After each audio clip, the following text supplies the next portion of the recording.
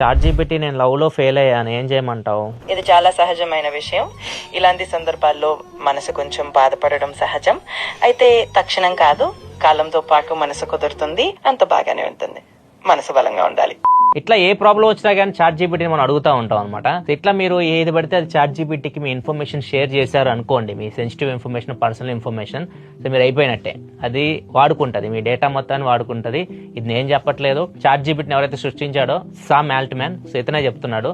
దానికి మీ personal data కానీ, చాలా మంది ఏమనుకుంటున్నారు, దాని ఒక డాక్టర్లా ఫీల్ అయిపోతున్నారు, ఒక లాయర్లా ఫీల్ అయిపోతున్నారు. మీరు చేసిన అన్ని పనులు దానికి చెప్తా ఉన్నారు. సో అది ఆ డేటా మొత్తం స్టోర్ చేసుకుంటది. వాళ్ళు ఒకవేళ డిలీట్ చేయడానికి ట్రై చేసినా కానీ 30 days వాళ్ళ డేటాబేస్ లో ఉంటుంది అది. సో మొత్తం అది ఎక్కడ పడితే అక్కడ దాన్ని యూజ్ చేస్తుంది. సో ChatGPTకి మీ పర్సనల్ ఇన్ఫర్మేషన్ ఎప్పుడు షేర్ చేయకండి. మీరు నార్మల్ గా ఏదైనా మీకు తెలియని విషయాలు అడిగితే అది చెప్తుంటది, కానీ పర్సనల్ విషయాలు ఎప్పుడు షేర్ చేసుకోవడానికి ట్రై చేయకండి. షేర్ చేశారంటే మాత్రం మీ సీక్రెట్స్ మొత్తం ప్రపంచాన్ని చెప్పేసినట్టే. మీరు అది మైండ్ లో పెట్టుకోండి. ఈ రీల్ని ఎవరు షేర్ చేయాలి తెలుసు కదా. మీ ఫ్రెండ్స్ ఎవరైతే ఈ ChatGPT ఇట్లాంటి ఏ చాట్ బాట్స్ యూజ్ చేస్తారో వాళ్ళు ఖచ్చితంగా షేర్ చేయండి. వాళ్ళు కూడా జాగ్రత్త పడతారు. వీడియో నచ్చితే లైక్ చేసి మన అకౌంట్ని ఫాలో అయిపోండి.